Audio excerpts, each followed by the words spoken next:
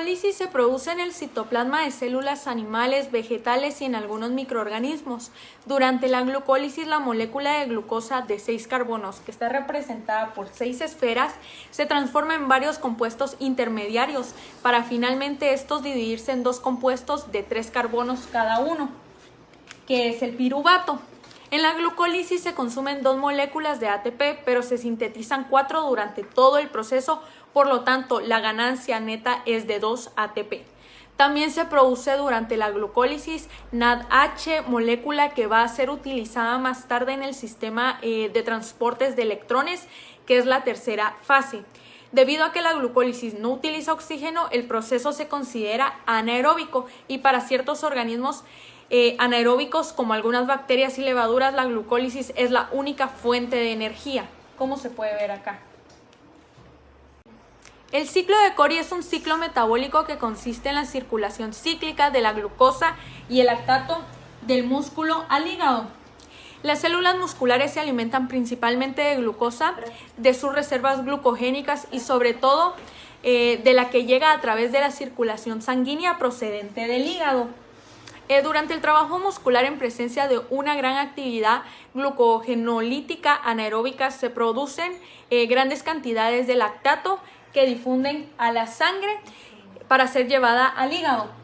El lactato que se lleva al hígado, ello es debido a que las células musculares carecen de la enzima glucosa 6-fosfatasa, por lo que la glucosa fosforilada no puede salir a la circulación. El lactato en el hígado es convertido nuevamente en glucosa por gluconeogénesis, retornando a la circulación para poder ser llevada de vuelta al músculo.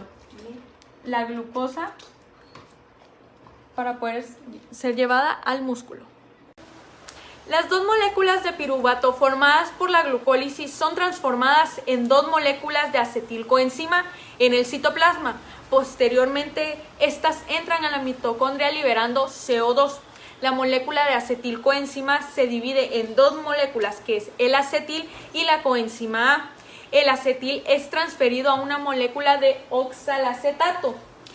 Esta es perteneciente al ciclo de Krebs. En el ciclo se llevan a cabo una serie de reacciones como las que podemos ver acá, las que hidrógenos y electrones son transferidos a moléculas NAD positivo y FAD para producir NADH y FADH2. Además se produce ATP y nuevamente la molécula de oxalacetato, esta que se encuentra libre y lista para aceptar a otra molécula de acetilcoenzima. Durante este ciclo se produce además CO2 y ATP.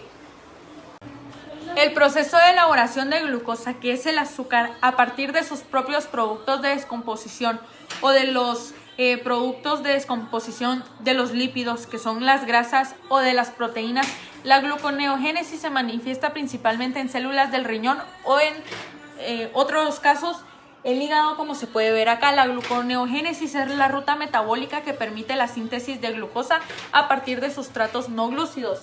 Aquí en la imagen del hígado podemos ver la síntesis que se da de la glucosa. Principalmente la vía como tal apareció temprano en la filogenia de los seres vivos, pero actualmente se le relaciona primariamente con la respuesta al ayuno, que este lo activa, y a la alimentación, que este lo inhibe. En organismos vertebrados, las enzimas clave es el proceso de fosfoenolpiruvato, carboxinasa y glucosa 6-fosfatasa, que se encuentran sujetas a una compleja regulación endocrina y transcripcional. En esta oportunidad les presentaré un esquema de la cadena de electrones. Entonces, este se llama cadena de electrones porque es un grupo de moléculas que está en cadena con el objetivo de transportar electrones. Como podemos ver acá, aquí está el grupo de electrones. Y también esta cadena de electrones se da en la cresta mitocondrial, es decir, acá en medio de la mitocondria.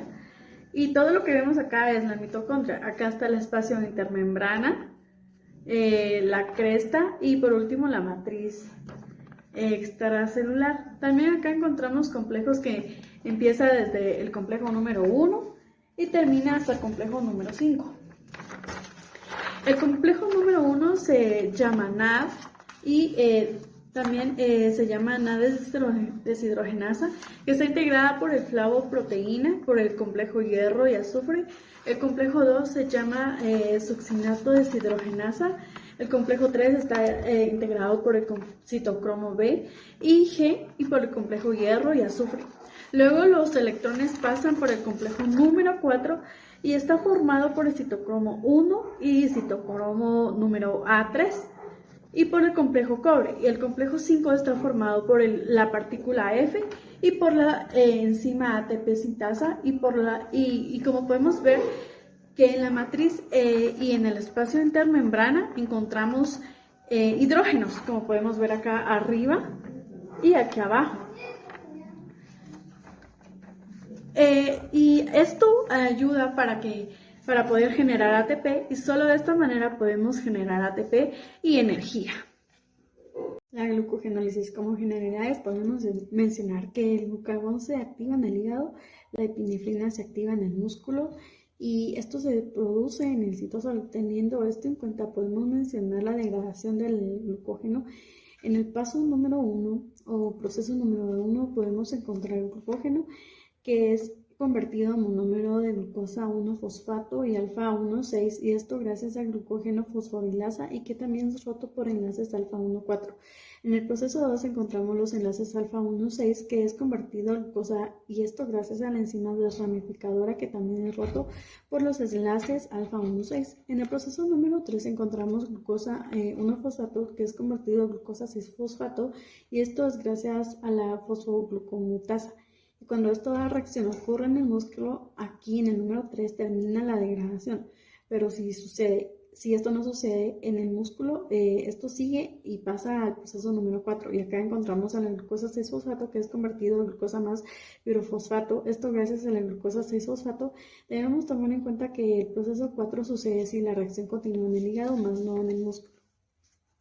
La glucogenogénesis, esta es una fuente de energía en estado de ayuno.